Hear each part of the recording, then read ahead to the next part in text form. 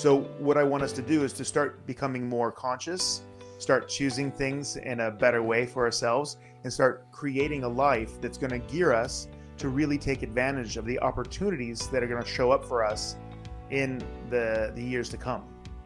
This podcast is brought to you by The Integrated Human. We work up, down, inside out to plug yourself into your potential. If you want to see what we are up to and what's next, sign up to our newsletter or follow us on social media. If you like what we are doing, we really appreciate it if you can like our post on social media and YouTube and help us grow.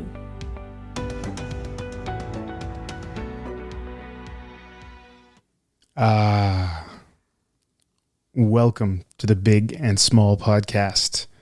I'm Jason Shields and I'm big. And I'm Marit Gabrielsen and I'm the tiny one. Yeah. Good morning. Good morning. Welcome back to the hot seat. So glad to be here with my partner in crime, Marit Gabrielsen. So ready to rock and roll. Hell yeah. So last time we talked a little bit about, shutting off that social media at 6 o'clock and all that stuff. It's like the things that everybody wants a happy life where they feel wonderful, but they never take the time to actually sit down and feel wonderful. You have a beautiful house, but how often while you're in your house do you sit down and enjoy your house, or are you always trying to fix some stuff? You have the beautiful partner, but how often is it that you're actually stopping your squabbling or negotiating or managing or fixing or giving and getting and just realizing that this is an amazing situation? So enjoying your life has to do with enjoying your life. One of those really cool lines from Matrix. I think it was the second Matrix movie. These two ghost-like albino twins were sitting there, and one was smoking a hookah. I think they were presenting themselves to the Merovingian. And one of them says, "If you never take time, you never have time." Right? So taking the time, and over time, as you train this, you can start enjoying, even though you are fixing and trixing and exchanging and doing all of your stuff. That's the peak in a way, where you really are living in an ocean of unconditional love. The integration. That's it. And still functioning at a high level. A lot of people disassociate themselves from society to try to, get their nirvana on, ling ling. But then, ling ling. But but then, what use is that for anybody? Because they're off somewhere doing their ling ling thing, instead of sharing that unconditional love, sharing the knowledge, sharing that upgrade, right? And that's what the integrated human's all about, that upgrade. Now, we always talk about up, down, inside out, right? From the above to what's in the manifest world, from your philosophy and spirit to your mind and heart, from your mind and heart to your body, to your actions, from your feeling inside to manifestation of things on the outside. It's about seeing that thing and making it happen, right? But if everybody else is telling you what's going to happen and how it's going to be and stuff, that's taking information from the outside in and letting them decide. That's society's hypnosis. And everybody's like, well, I'm not no hypnosis. You can't hypnotize me. I'm a smart person. Well, actually, the more intelligent you are, the easier you are to actually hypnotize. The easier it is for you to kind of be engaged in a narrative. And that's a word that's been used a lot the last 5 years after Trump, which is narrative. And that is that just like in science, you have different research papers that show facts and figures. They make a statement about a certain topic. The smaller that topic is, the smaller the question it's answering is, the more precise the answer, right? But the smaller the topic is, the smaller the question, the less it applies to your life. Because is your life really just like 4 or 5 questions, or it is a million questions all the time? It's a million questions all the time. The British Journal of Medicine analyzed hospitals and found out that only 16% of what they were doing was evidence-based. So when you only have 16% of what's happening in a hospital being evidence-based, research-based, how much do you think is in your everyday life? Not No, much. it's not that much, no. Nah. So the whole point is that then you make this story around the points of light, points of facts that you have, and that's called the narrative. And in politics, they basically are constantly reformulating the narrative to fit what they believe and want. Basically, you know, that you're getting manipulated. That's what's happening. The culture you're living in manipulates you. In some cultures, it's absolutely positively absurd not to eat a cat. And other cultures are like, oh my God, a kitty cat? You know. Not the chocolate. Yeah, right? Exactly. We're talking kitty, not a kitty cat. Kit Kat. Not Kit Kats. That's Kit Kats. Yeah, we're not talking Kit Kats. We're talking Meow Meows. Meow you know? Meows, yes. Yeah. And they, you know, Woof Woofs too, you know. And for us in the West, because of our cultural conditioning, that's like, oh my God. Say, what? You don't eat teddy. You don't eat a teddy. You don't eat a spot. You don't eat a Fido. Come on. Seriously? Okay. Now, why am I bringing this up? I'm bringing this up to just show you that your cultural conditioning sets a lot of frames up for you to then understand the universe. Understanding what your framework is helps you to negotiate the world in the beginning, but over time you have to let go of some of those frames to be free, right? And we always talk about your mothers and fathers and your teachers and preachers. That's it. When they're all talking about how things are, they're doing that so you can basically get through your young life without dying instantly in some horrible car crash or whatever they're trying to avoid you involving yourself in. And at the same time, you becoming an adult is taking responsibility for all of your filters and all the things inside you. And we have to go on a search. We have to go on a search on the outside and we have to go on a search on the inside. So, you know what I always say, wherever you are, there you are. That's it. There you are, right? So understanding your own internal processes is going to make a big difference. And the one thing that you have to work on constantly is not your car, my friend. Sometimes that thing is in the garage, but it's you. How often do you park yourself away from yourself? Not often. And regardless, the tool that you're constantly working with in every situation is yourself. But most of us just think, that's the way I am. That's just what I do. Many people don't even think that. I don't think that many people think about that. Yes. Yeah, that's it. Most people just cruise through their lives and just try to get more with less. Things are just happening to them. Exactly. You know, they just happen and they walk by. And those are the moments where you could really take charge and decide what you want. I was having some interesting conversations with some of my high-level athletes now on the weekend, Marit being, of course, one of them, basically the queen of them.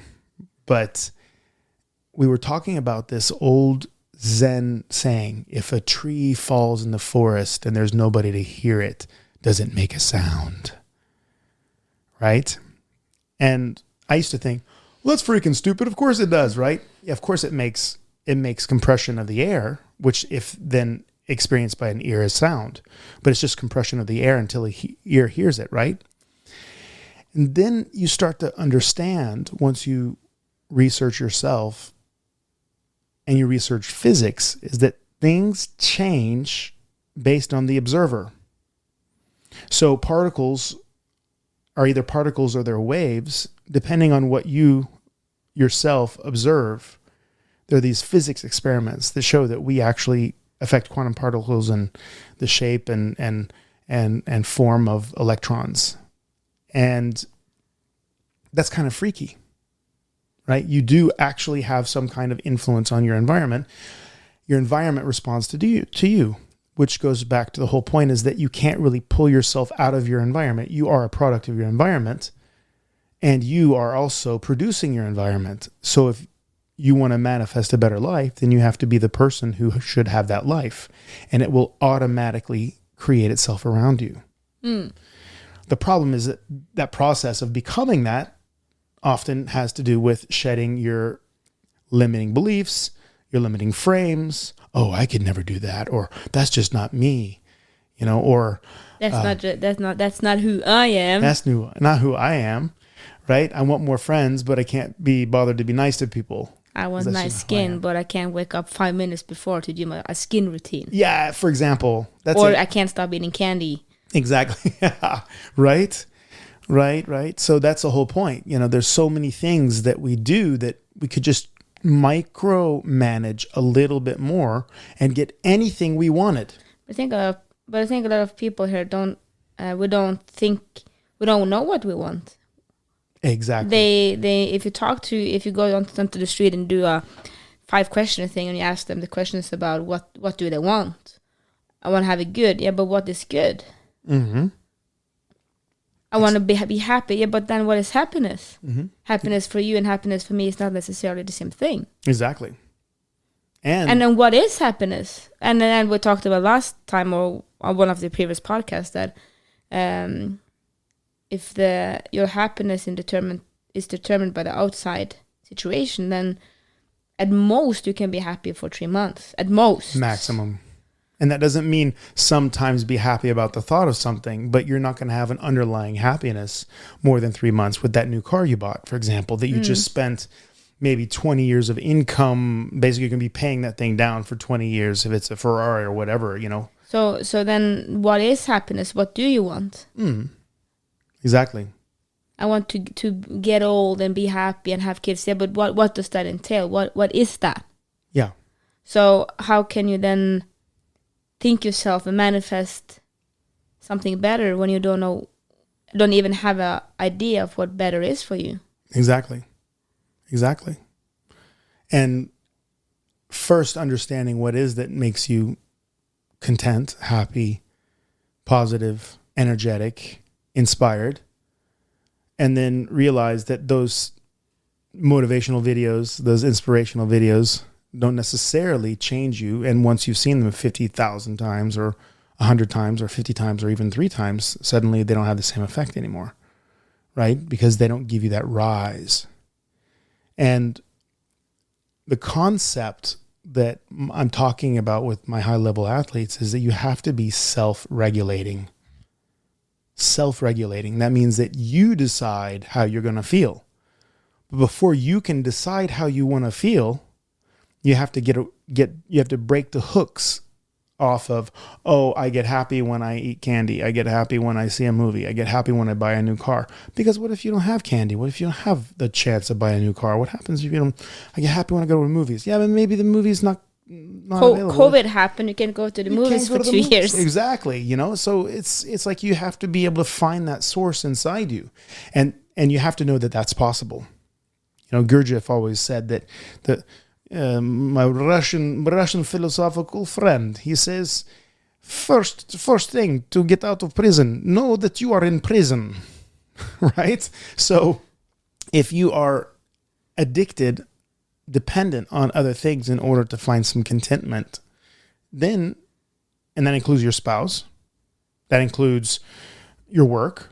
You can be happy at work, but if you have to work to be happy, you're in trouble because you can't work 24/7. Right? No. You understand that one, right? I tried. Yeah, exactly. It doesn't work. It doesn't work. You have a body, and your body needs some sleep and rest and nutrition and stuff. That's exactly right. Figure it out. Exactly. The heart wants it, but the body's weak, right? Mm-hmm.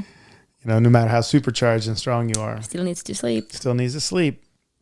So, anyway, starting it off like that, I just wanted to say, open our minds a little bit to the fact that we do have filters. And when we listen to things, we react to things. Why do we react like we react? We react to things for a reason. And it could be that you just lots of emotion right now and you're feeling high or low with your emotion, inward or outward going, whatever it is. And then that creates a little bit of a color effect. You got your rose-colored glasses on. I'm in love with the world with glasses on, or I'm pissed and angry at the world kind of glasses on. And sometimes you get a reaction of that. But if you're feeling pretty neutral and then suddenly somebody says, gee, ever notice how green tea is? Bam. And you get super pissed or hurt or whatever. I mean, you start to look at things that, hey, Joe, really nice shirt. And you feel like they're making fun of you. And you look back later and you go, oh, he was actually trying to give me a compliment. Why did I do that? What was that about? Understanding that those triggers are in you and working through them will make you much, much freer to swing the hammer where you want to swing it and build the empire that you want to build is valuable. Right? Didn't you have somebody who contacted us from? Yeah, we had one of our beautiful listeners. Yeah. Like we said, we really enjoy everyone that's texting us and sending us messages. Thank you for the love, guys. Thank you so much that you're appreciating and listening. If you would like, it would be nice to have pictures of where you're listening to us. If it's on the bus or if it's in your drinking your coffee or if it's in the ferry. Yeah. Would be very cool to actually get some pictures also in our DMs to see where you are listening, because we have no clue, but we have a lot of good messages and good feedback, and we get some questions. Absolutely. And some question we can answer pretty fast, and some question like this one is quite bigger. Yep. And then we'll make a podcast. Yep. So one of our beautiful listeners was listening to the podcast about personal training, where we make fun of Rutger because he's still the only one in the room that's not a personal trainer. Yeah. And she asked basically about what kind of journey personal training took me in and how it developed me. And I think we can first of all say that when I was 15, none of us thought that I was going to be a personal trainer. No, that's true. This is true. I was, say, 15 kilos overweight at that point. Very untrained. Not muscular. No, not at muscular. all. Very inflamed in my body. Yep. Very teenager. Very flabby, insecure, untrained. The epic before and after. Yeah, the epic. Like people, Jason didn't believe me because this was. I think he had, have kind of pushed that picture away because that was. I can't remember it. She showed me a picture and I'm like, that oh, wasn't yeah. I'm like, yeah, here it is. I'm like, oh, yeah, I remember now. Oh yeah. Yeah. Yeah. So I've been there. I started training when I was 16. After I started going to you as a patient. Yeah, you were like a peach, but not a firm peach. I was, the one that's been hanging a little bit too long. So not a lot of, was not firm. Not firm. Let's say that. Yeah. And I just started training for fun. Yeah. And, you see those teenagers that hangs out in your gym or in the local soccer field. Don't make fun of them. They're not doing anything functional, but they're moving. That was me. So, and you can then also end up being very fit after a while. Oh man. So just stay, don't make fun of them, let them just hang and let them be on the phone and let them think they're training. That was me. So I've done you stayed in the gym for 3 hours and you worked out for 15. Yeah. Something minutes. like that. Yeah. And then I was 19. I didn't know what to do after high school. My boyfriend, was the year after me, so he still had a year, and I didn't know what wanted to study. So, but I thought training then was quite interesting. Then I've been hanging around in gyms again, 3 hours times 3 times a week, so 9 hours a week, training for 45 minutes altogether, and been doing that for a while. But I thought that get some education around it and knowledge would be fun. So I started to do my personal training. I did it in Norges idrettshøyskole, which is the Norwegian. What do you call it? Yeah, Norwegian, I think it's University of Sports. Sports science. Yes, sports science. Yeah. Yeah. So I started there. Went okay. It was quite difficult because I didn't have that many classes. It was a lot of online studying. Yeah. So then I figured after that I didn't know what to do. So I took my boyfriend to Bali. Yep. Spent 3 months there. Studied personal training again. Yep. So then that means that I've taken the exam. It's 3 exams. So I've taken them 2 times. Yep. By then. Yep. That was fine. And then still thought training was really interesting, but you get a good fundamental. Yeah. That's kind of what you get.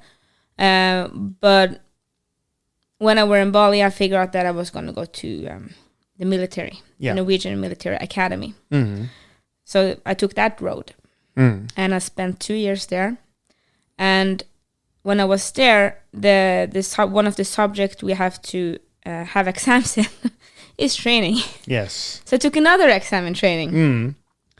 And the subject I was good in, very good in leadership, and I was very good in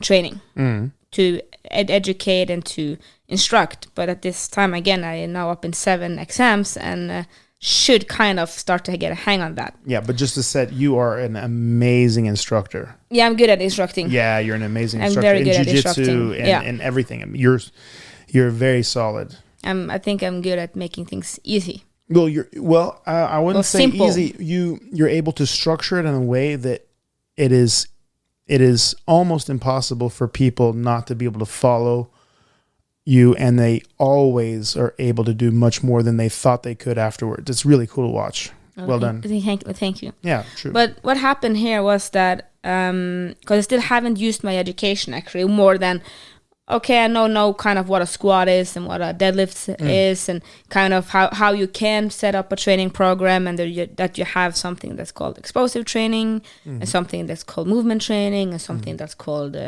cardiovascular. Like you kind of had the general overview, yeah, but I still hadn't used it. Yeah.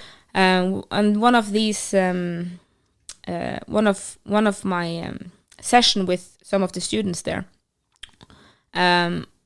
another officer came just to watch by chance, and I talked to him afterwards, and that was that. And I didn't hear more from him because he was just dropping by. And I continued my education in the army. When I was done, I moved to Trondheim to study movement science. Yes. And movement science also has a part of personal training in it. There you So go. I took another exam in personal training. Because, And then after 9 months there, then I started as when I moved to Trondheim, that's when I started actually working as a personal trainer. I started at Impuls, which is a training center up there. I become the next commander. And then I worked as a personal trainer. And I worked there for 9 months, because after 9 months, that young officer that had seen me that one time remembered me. And then the military academy needed a new teacher in training for the new leaders in the army. So then I got headhunted back to do that. Right. And so that's when I kind of actually got to really use the fun part of it. And when you, because when you have a personal training, you often have one-on-one sessions. But it's so much fun to influence 20 people at once. Yeah.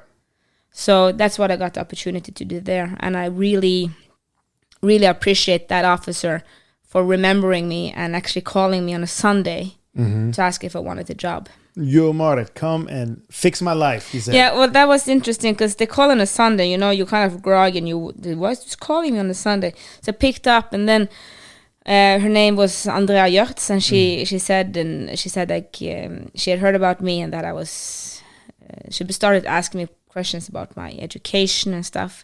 And like half an hour in, I said, I'm having a job interview. You didn't know. I wasn't prepared. Yeah, I exactly. hadn't done my pitch and kind of wasn't. So I was, oh shit, Yeah. I've been talking like She's selling herself on you at that point, because you didn't know you were selling yourself to her. I didn't know that I was selling myself at all. I got the job though, so that was very fun. She knew already. Yeah, She but that called. was, so then I really got to work with groups and teach them what I knew, and it was very, very fun experience. To do that. And I love that I got that opportunity, but from all the education I had. And when I quit the army and started working here in the office, and I also got the opportunity here to train as a personal trainer. True. The most interesting part there, I think, was that we had, again, when you take a personal trainer education, you get a foundation, but you don't get the specifics. Yeah. And I think we often go out when you are educated. I don't care if it's a personal trainer or if you're chiropractic or if it's economy, but you go out from school and I know stuff. I I know everything. Yeah, you're a genius. Yeah, of course, there's never been a person on the planet who knew as much about what you're qualified in as you do right there. And you have to think like that, because how can you start a job as a economist or, I don't know, a personal trainer or a surgeon? You're terrified. And not thinking that you know everything. Yeah. Because you are now going to cut into people and take out things and patch them back up together. Make decisions for them that you don't know actually what's going to happen in the future, because you don't have enough experience to be able to see what's going to happen in a year's time, right? You don't have 1,000 case studies in your... I mean, how many patients have I touched? We are closing up to 30,000, I think. Yeah, now. Exactly. So I've seen some stuff. But when I had my first patient, I was terrified. But you have to think, I know everything. Oh, I was very smart. I was doing all those exams super good. But at the same time, I was so nervous that when I grabbed her foot, she screamed because I squeezed her too hard. You know, and that's what you do. Because know. But you have to go out thinking you know everything. And then it takes some time you've understood. And that's the breakaway, is when you understand you know nothing. Yeah. But still be confident and know that you still know what you can do. Exactly. But you have that nuance. But you don't have that when you go out as a personal trainer, or I don't think any education. And I really felt that when you work with people that has prolapses or other injuries, because you don't work together with a chiropractor. You don't work together with a physical therapist. You work kind of alone. Yeah. But here I got the opportunity to work with a patient and with you and Steve. Yeah. So I got, this person needs to train, but they have shoulder inflammations. And every 3rd month is the pattern that blows up. Okay, then we need to strengthen that. And we could really work together to, you felt the patient, you talked to the patient, you treated them. I got feedback on what they were doing and how that was feeling. And then I, of course, also talked to the patient about it. And we really got to work like that. Yeah, and also... just so it's said for people out there that are listening that are not in the medical profession, we have lots of medical doctors and dentists and chiropractors that are listening to us. But those of you that don't have any education in training or in medical sciences or chiropractic sciences, just so you understand, when you have an injury, that's not a light injury, it's a heavier injury, meaning that it affects your ligaments in your joints and your discs, or it changes the mechanics of your body. Number one, you must correct that. The pathomechanics must be corrected. But that can only happen after you're out of basically crisis. So if you're bleeding out on the floor, don't worry about the fact that you have a fracture. You save your life first. Save your life first. Yeah. Yes. And then basically stabilize the area and then teach it to move correctly. In the process of it being damaged, if you haven't gotten significantly weaker in general, you've done a good job. But generally that area needs to be activated again so it can reintegrate itself in the normal functional pattern that your body has. Which means that get adjusted and then go to somebody who can train you well so that you can get strong again. Now, I'm giving you gold here. This is something that nobody really puts in words for you if you're a patient. So if you're a patient of anything, you need to realize something. Either once you've been corrected, you have to get strong again, or you have to reduce what your life gives you in terms of stress and challenge, or you have to learn to move exquisitely efficiently, which means good function. So you see the old Chinese people who have no muscle mass and they're doing Tai Chi. They get through their everyday with no low back pain because they move in a very efficient way. Though they have very little muscle mass, they still accomplish a lot of good stuff and moving and being physical and working in their garden without hurting their back because they move beautifully. They move perfectly. Yeah, it's like art. It's art, right? It's so nice to see those people. It's like, I cannot move like that. No, it's right? Insane. That's it. It's insane. And they're also not, fighting lions every day. They don't have a job where they're working in a factory, or they're not, doing jujitsu or karate or something like that, where they're getting kicked in the face and getting thrown down. In that case, you must have muscle mass. You must have efficient movement and muscle mass. So efficiency of movement, yes. Modification of your everyday life stressors, how much you demand of yourself, how much your life demands of you, must be modified to meet your body's ability to withstand that. And then, of course, your strength quotient. So if you have no control over your life and you move crappy, you better be strong. Yes. Thank you very much. Yes. Preach it. Yes. Hallelujah. So, but that is the thing, because you don't usually, if you're a personal trainer, you're alone in this. And then the patient or the customer may have a prolapse and they go to the chiropractor for it, but you don't actually see what the training is doing to them. Right. Or how it affects them, or if it's building them, or how to work around the injury, or how to build that part strong again. Exactly. And that is extremely important. And it will give me a lot of good knowledge to work like that. And also to really focus on activation and not weights. Because it's so much focus. That's one of the issues I see with a lot of personal trainers, is that you kind of want to motivate your client and you want to push it hard, push them, but then at the same time that goes before function and activation. Yes. Like I had a customer, he was doing rows, and he was pulling, I don't know, 25, 30 kilos, and I said, well, that's very good. But you really need to activate your back, because he was using momentum and speed to get the weights up. We had to go down to 12 kilos. Yeah. Because if not, he couldn't. If he was going to activate the muscles that he was using, the muscles actually managed 12. But this is just from a lot of experience. Exactly. So the personal trainer has in many ways given me the opportunity to work here. Yeah. It's given me the opportunity to work at the military academy, and it has also given me a lot of joy and knowledge around my own training. Yeah. However, bring it. Have a lot to learn. You go out from the school, and again, I've taken the exam. I think we're up to 7 times now. Yeah. I think you passed that exam. Yeah, I passed many times. Every single time. Every time. But the experience and always you have to learn more. In my journey, I found that function is before everything. Yes. Activation is before everything. Yes. And you have to figure out why you lift and why you train. Yeah. Because it is different. Are you training for function, for everyday function? That looks slightly different than if you're trying to lift as heavy as you possibly can in deadlifts. Yeah, like one of these guys was like bench pressing. He was bench pressing over 280 kilos or something like that. And I'm like, at what point are you going to have to bench press the back end of a Volkswagen bus off of you? It's just never going to happen, right? Well, you never know. Well, no, man, you kind of know. If you're underneath a bus and you have to bench press that thing off, you probably made a mistake somewhere else. You probably got hit, run over. You're not going to be able to bench press anyway. Like, that's amazing and wonderful and good to see where your limits are, but that's not appropriate for a person who's just trying to have less pain every day. No. And I think that's a lot of personal trainers are very young.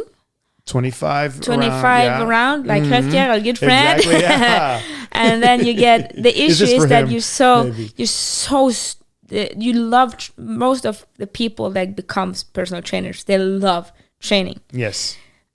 And they're super stoked about it. It's the best thing ever, and the feeling of is it endorphins you get? Yeah, endorphins. Like you get so high in it, and they're super stoked. And they look good. They look good. Feel good. Bulletproof. They're immortal. The issue is when Olga, 45, who's slightly rheumatic, who blew out a knee when she was 20. And that don't think training is fun, but she has to do it because the doctor told her to do it because her lifestyle requires it. Yeah, and hallelujah. Then you're going to have it. That's where the issue comes in. And he's going to be like, you pull that deadlift, lady.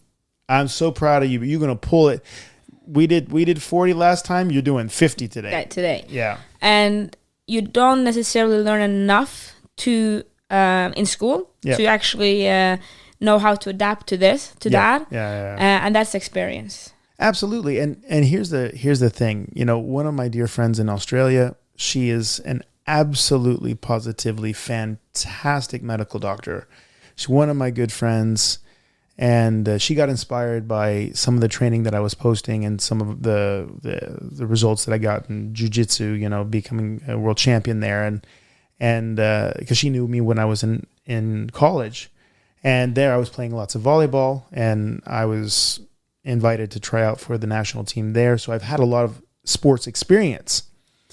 So she wanted to get in super shape again. She's had a couple of kids, and she was ready to basically be a good role model physically also, because she's an amazing human being, great for her community, so round, so spiritual, so smart, so serving the community. So she wanted to start working out, and she posted some videos, and I'm like, man, I am so freaking proud of you right now. She's got a high level of education in medical science, but I'm telling you, there was not one of those lifts in the beginning that was okay. All of them were like, oh my God, you got through that training. Stop. Thank God you got through that training. Yeah, thank God you got through the training, right? So she got herself a really good personal trainer and helped her get her training in order. And that is so smart. And that's what, to find a good personal trainer is gold. Yeah, absolutely. Because you often need to search some, but I say that, you have to do that with everything. Yeah. Like, don't get if you're happy with the medical doctor you have, see if you find another one that's better for you. If you're not like the chiropractor that you have, find a chiropractor that works for you, because we're not the same. That's it. Like you have at school, you had teacher that was good and teacher that was bad. Yeah. It's the same with dentists, chiropractors, personal trainers, everything. So you have to find one that suits you. Yeah, and it's not a moralizing thing, because I guarantee the one teacher that you hated, someone else loved. Exactly. That's it has the way to do with how you fit with them. That's it. And I have to say, the best thing about personal trainer is the training in itself. Yeah. The reason why I'm not a personal trainer now is because I think to be excellent at your job, you need to love what you do. Yeah. I loved having the trainings, but I didn't love making the trainings. Uh-huh. And that is a big part of the job. Yeah. Because a personal trainer, what's very good with it is that it gets you out the door. You have a meeting often, if it's online or if it's physical. You have someone to help you plan your training, and so when you go to training, you do what you're told, if it's on paper or in real life, and you have someone that takes responsibility for that. Yeah. And I didn't have enough passion to do that research to do a good enough job, I felt. Yeah, well, that's how I felt, and I knew I could be much better. I loved having the trainings, but not making the programs. Yeah, exactly. So that's why I figured out, I want to do what I love, and that is having the trainings. Yeah. Because when you have the trainings, you lift and you train, but you talk. Yeah. And you get to help people evolve and look at things differently. And a lot of the things that I noticed was that in the beginning, for many people, it's hard to start working out. It's hard to get the routines. But after a while, the routine's there. They know what to do, but they stop progressing or something stops. And then it's the mental, emotional stuff that's the issue here. And that's it. I got to that point with almost everyone I train with, that we gotten through everything. All the physical thing is actually perfect now, but we have to start digging into mental, emotional stuff now. That's it. To go further. Because you see their mechanisms of sabotage, their mechanisms of avoidance, their mechanisms of escaping discomfort, all of the things. All of those things popped up. And as a personal trainer, that's, first of all, it's not my job to fix that. And second, I don't have the education to do that. It's very difficult sometimes. And what the points when I was having a lot of these, I didn't have the experience either. Now I have much more experience. I can talk from my experience, but at that time I didn't. Yeah. And I figured, that's the part I love.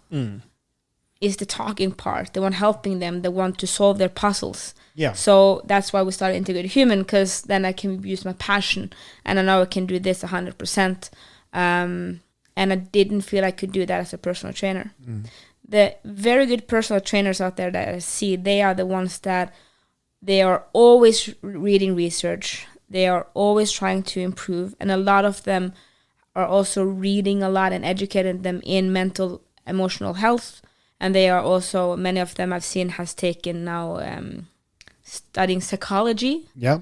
Well, I understand, because they're so linked at a certain point. Yeah. Up, down, inside out. So a lot of the higher, really high level people out there, and the personal trainer you should get is the one that are always hungry for more knowledge. Yeah, that's always it. Is looking, always is trying to improve. But that being said, is it better to have somebody who really cares or somebody who's really smart?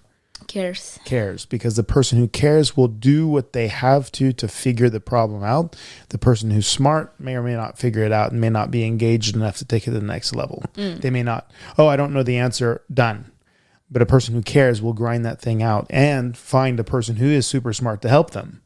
So it's really interesting to see that. So your personal trainer, you want to make sure cares about you and cares about your progress, loves what they're doing, and is doing the continuing education. But that's actually the case with your chiropractors or your medical doctor. That's the thing. That all of this is linked to every other profession. And, absolutely. And I think if you're thinking about it, wonder how it is to work as one, then one, you should talk to one.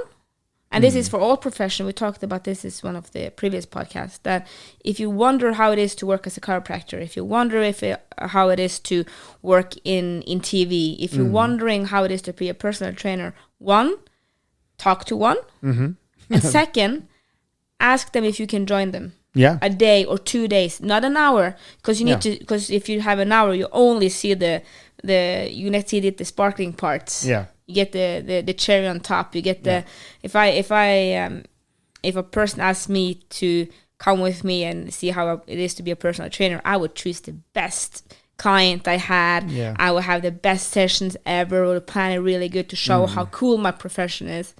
But if you follow them a day or two, you're going to see a little bit more ups and downs. And see how it is and how they work between people or between customers or between clients. Yep. And then you can really see what it is before you actually use that much time into your education or time and money. Yep, that's right. And there's an ancient understanding about yoga. People think yoga is stretching, right? But yoga actually means union. Yoga is a process of becoming enlightened, one with everything. And hatha yoga is the physical aspect of doing that. Bhakti yoga is the emotional, the loving aspect of doing that. And jnana yoga is the mind yoga that allows you to become one with everything. So we talk about this in some of our workshops and stuff about how to access your strongest path to awakening, your strongest path to achievement. And exploring the body doesn't have to be in a yoga posture. The hatha yoga, it's about exploring using your body as a laboratory for your mental emotional processes. And once you've explored your body and you really have become one with your body and understand it as a laboratory, how it affects all that, you have to go through a lot of mental emotional blocks in order to really be in your body. You then want to go to the next level. And that's also what personal training has been giving you, but so many other people. You get to a point where you're like, okay, it's not just the body. I understand the body. I understand the limitations of my body. But now I realize that the limitations that I'm suffering with are not my body. They're not my body's limitations. Correct. And that was what I saw in the clients as well. That's it. And that's why I feel that to have a process and to work with a process is extremely important. Because if not, it's gonna stop you and block you. And we saw that how we noticed that, especially in my case, was in jiu-jitsu competitions, because I didn't win. Yeah. And then people, oh, she didn't win. Well, I'm very good. Yeah, she's very and good. I'm extremely good. I have the best coach. I have everything is laid out.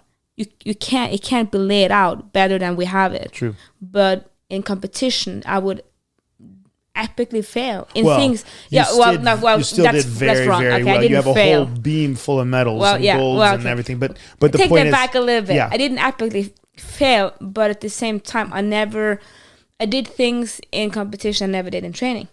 Yeah, like mistakes, and you go, how can you not do that. You never do that in training, or you always do that in training. Yeah. And what's happening, and that it was I was freezing, I was panicking, I was so out of my body over and over and over again.